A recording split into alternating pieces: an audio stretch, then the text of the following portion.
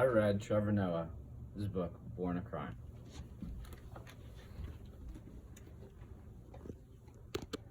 Trevor Noah is a politically centered late-night comedian host on Comedy Central who you have probably seen debate different politicians or celebrities on various topics. He's smart, hilarious, and entertaining.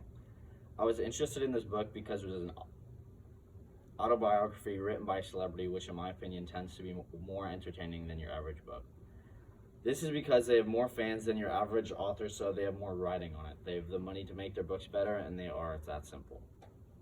This book gave me an entirely new perspective on racism. This book details Trevor Noah's childhood as a mixed kid living in South Africa, experiencing the aftermath of apartheid. He's raised by his mother, and the relationship between them is a huge part of the book. The theme of the book is the experience of racism in the context of apartheid. I'm going to read a passage from the book. Apartheid, for all its powers, had fatal flaws baked in, starting with the fact that it never made any sense.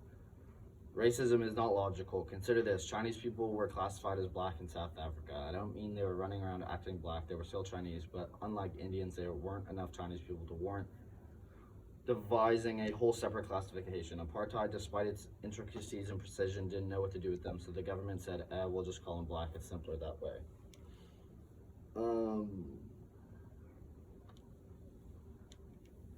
This is an example of how Trevor Noah can take something really horrible like South Africa's racist government and put a funny, eye-opening perspective on it. I was interested in this book because it was from a celebrity, and their books tend to be really good compared to some other authors. I give this book 100 out of 10.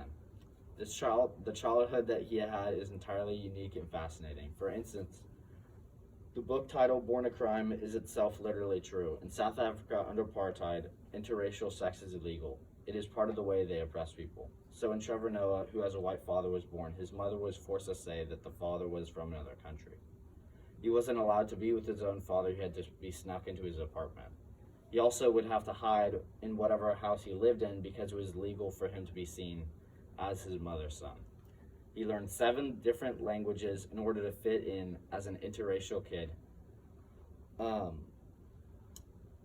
This is just some of the fascinating things you can learn if you read Born a Crime, which I highly recommend. Pick up a copy in the library right here.